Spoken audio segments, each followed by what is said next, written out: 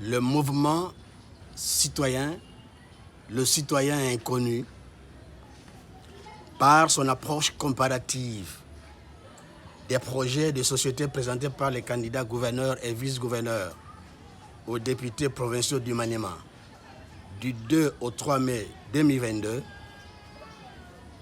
souligne au plan politique faits saillants convergents suivants. Les deux candidats hésitent sur la durée du mandat de gouverneur qui sortira de ces élections du 6 mai 2022 au regard des élections de 2023 qui pointent à l'horizon. Est-ce pour un mandat de 1 an?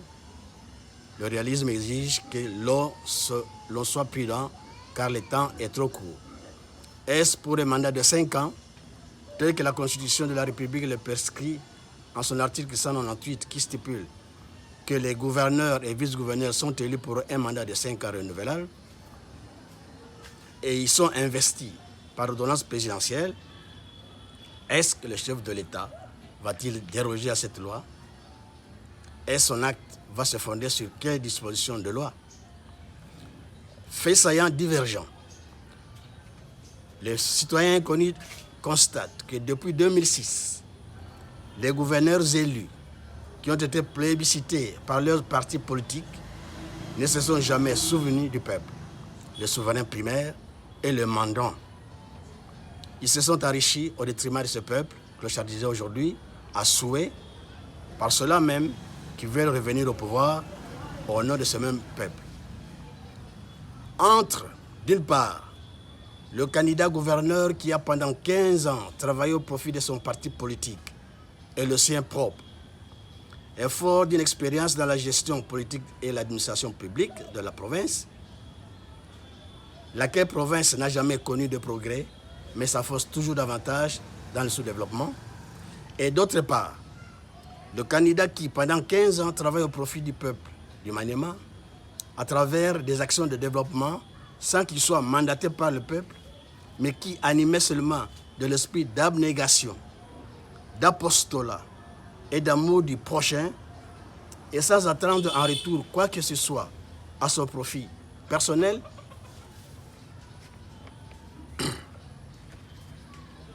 au plan technique, faits saillants convergents. Les deux candidats n'ont pas présenté l'état des lieux de la situation que la province du Maniema, faute d'informations et données chiffrées actuelles.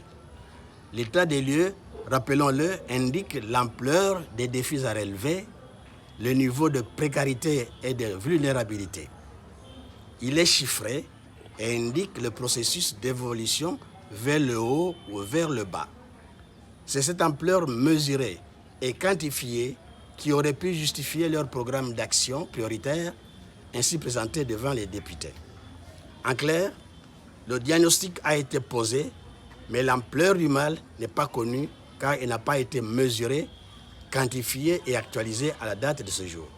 Si, il y a 1 an, c'est un titre illustratif, l'hépatite était localisée et qu'aujourd'hui il est généralisé, il faudra s'en rendre compte par l'analyse et trouver un traitement de choc différent d'il y a 1 an. Si les routes du Maniema sont toutes dans un état d'impraticabilité, tout le monde le sait, et jusqu'ici, les solutions qu'apporte l'Office des routes ne sont pas durables. La solution de l'espoir serait peut-être la méthode HIMO, haute intensité de main-d'œuvre, qui utilise les populations locales en recourant aux ressources naturelles locales disponibles et participe à ces travaux de réhabilitation, construction des routes pour désenclaver le Maniema.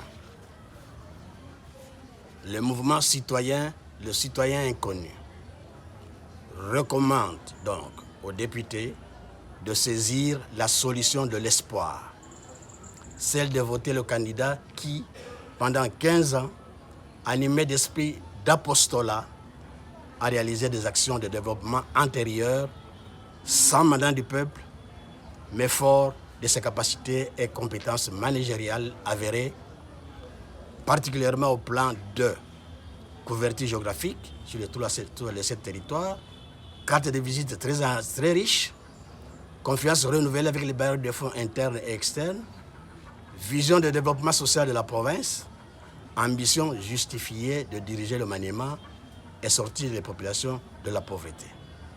Le candidat qui a moins d'expérience dans la gestion de l'administration publique, mais fort d'expérience dans la gestion privée, présente cet espoir certain.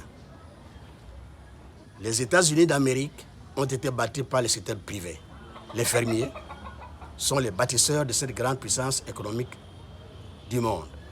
Le candidat du mouvement citoyen, le citoyen inconnu, est l'honorable Kassongo Lokale Tunda Prosper. Je vous remercie.